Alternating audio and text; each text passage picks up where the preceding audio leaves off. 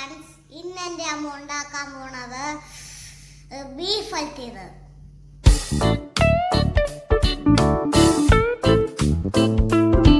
Hi friends, ഇന്ന് നമുക്ക് ഒരു വെറൈറ്റി ഉണ്ടാക്കാം. എന്നുവെച്ചാൽ ഒത്തിരി പേര് ഉണ്ടാക്കിയിട്ടുണ്ടാവും, എന്നാലും ഞാൻ ഉണ്ടാക്കുവാണ്. എന്നോട് ഒത്തിരി പേര് ചോദിച്ചു ഉണ്ടാക്കാവോന്ന്. അപ്പം ഇന്ന് അച്ചായൻസ് ബീഫ് ഉലത്തിയത്. ഓക്കെ, അപ്പം അതിനായിട്ട് ഞാനൊരു ചട്ടി വെച്ചു. എന്നിട്ട് പൊടികളെല്ലാം കൂടെ ഞാനൊന്ന് ചൂടാക്കി എടുക്കുവാണ്. ഓക്കെ, അതിനായിട്ട് ഞാനൊരു 1/2 ടീസ്പൂൺ മഞ്ഞൾപ്പൊടി, ഓക്കെ,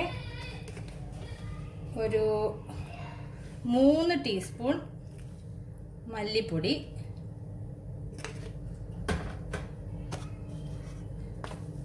ഒരു 3 ടീസ്പൂൺ മുളക് പൊടി. എരിവ് കൂടുതൽ വേണ്ടവർക്ക് ഇച്ചിരി കൂടെ ഒക്കെ ഇടാം കേട്ടോ. ഒരു 2 ടീസ്പൂൺ ഗരം മസാല.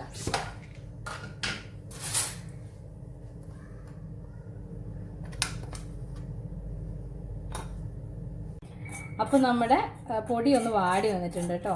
ഇനി നമുക്ക് ഇതൊരു സൈഡിലേക്ക് മാറ്റി വെക്കാം. ഓക്കെ, എന്നിട്ട് നമ്മൾ ഉണ്ടാക്കാൻ ഉദ്ദേശിക്കുന്ന കുക്കർ എടുത്ത് വെച്ചു. അതിനകത്തോട്ട് ബീഫ് നന്നായിട്ട് കഴുകി വെള്ളം കളഞ്ഞു വെച്ചിരിക്കുന്നത് എടുത്ത് ഇടാം.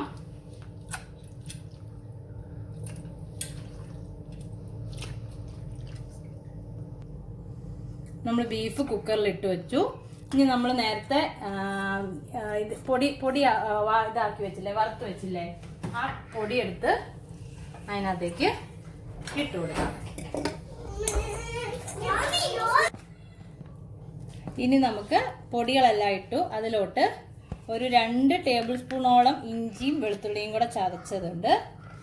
പിന്നെ സവോള, ഒരു 2 വലിയ സവോള അരിഞ്ഞു വെച്ചത് അതിനകത്തോട്ട് ഇട്ട് കൊടുക്കാം.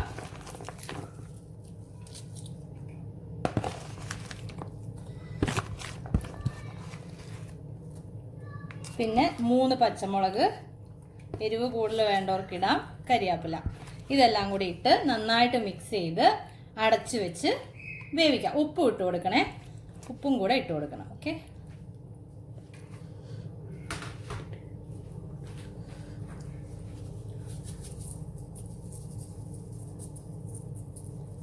എന്നിട്ട് നന്നായിട്ട് ഇളക്കി വെച്ച് വേവിക്കാം.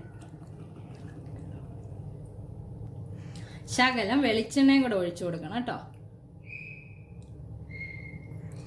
ഓക്കെ, ഇതാ നമ്മുടെ ബീഫ് നന്നായിട്ട് വെന്ത് വന്നിട്ടുണ്ട്. എന്ന് വെച്ചാൽ ഒരു 1/4 വേവ് കേട്ടോ. ബാക്കി നമ്മളിനി വരട്ടുന്ന സമയത്ത് വേവും, അല്ലെങ്കിൽ പിന്നെ അത് മൊത്തമായിട്ട് മിക്സ് ആയിപ്പോവും. അപ്പോൾ ഒരു ഇത്രയും 1/4 വേവിൽ വേവിച്ചു. ഓക്കെ, ഇനി നമ്മൾ ഉലത്താൻ പോവാണ്. അതിനു വേണ്ടി ഞാൻ പാൻ വെച്ചു. ഓക്കെ, പാനിലോട്ട് വെളിച്ചെണ്ണ ഒഴിച്ചു കൊടുത്തു. ഓക്കെ,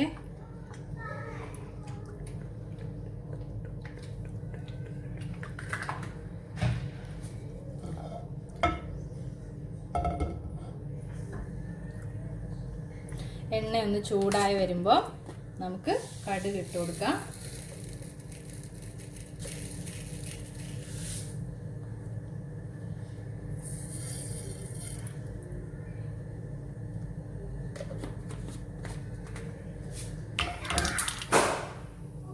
ഇനി നമ്മൾ കരിയാപ്പില ഇട്ട് കൊടുക്കാം.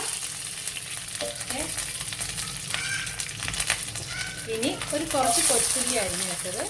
കൊച്ചുള്ളി എത്ര വേണേലും ഇടാം, കൊച്ചുള്ളി ഇടുന്നതിനനുസരിച്ച് ടേസ്റ്റ് കൂടും. ഓക്കെ,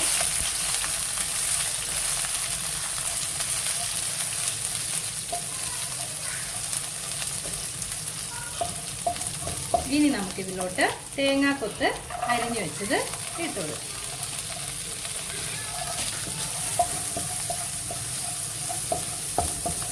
എന്നിട്ട് ഇത് നന്നായിട്ടൊന്ന് ഫ്രൈ ആവട്ടെ, തേങ്ങാക്കൊത്ത്.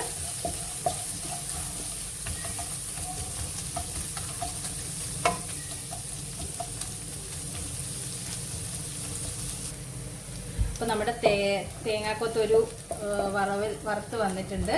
ഇനി നമുക്ക് നമ്മൾ വേവിച്ച് വെച്ച ബീഫ് അതിലോട്ട് ഒഴിക്കാം.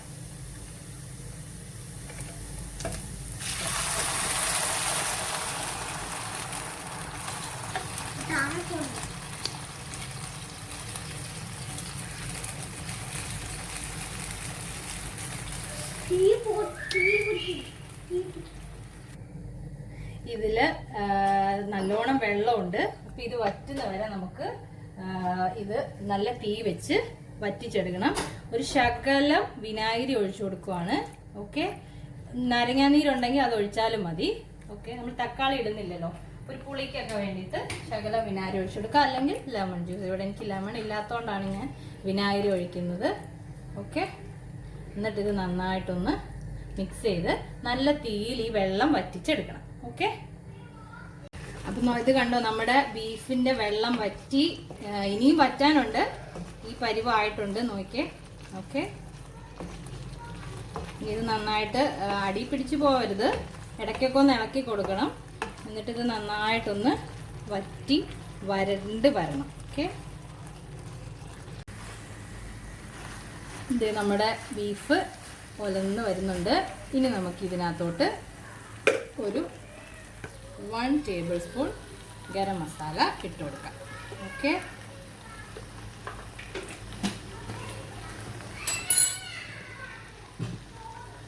ഒരു കുറച്ച് സവോള അരിഞ്ഞ് നന്നായിട്ട് സ്ലൈസ് ആയിട്ട് അരിഞ്ഞതും കൂടെ ഇങ്ങനെ ഇട്ട് കൊടുക്കാം. ഓക്കെ,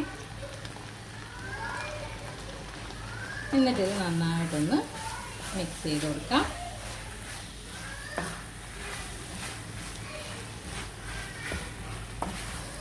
എന്നിട്ട് ഇത് നന്നായിട്ട് ഇനിയും ഒന്ന് ഫ്രൈ ആയി വരട്ടെ.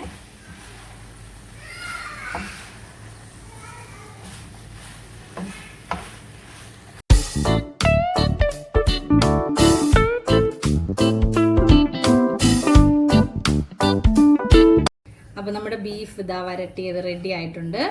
ഓക്കെ, ഇനി നമുക്കിതൊരു പാത്രത്തിലോട്ട് സേവ് ചെയ്യാം. ഓക്കെ, നല്ല മോരേറിയും ഒരു ചെറിയ തോരനും പുളിശ്ശേരിയും ഒക്കെ ഉണ്ടെങ്കിൽ നമുക്ക് നല്ല സൂപ്പറായിട്ട് ഊണ് കഴിക്കാം.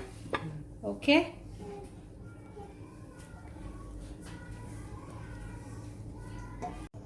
ഇതേ നമ്മൾ ബീഫ് പാത്രത്തിലാക്കി. ഇനി ഇത് നമുക്കൊന്ന് ഗാർണിഷ് ചെയ്യാം. ഓക്കെ,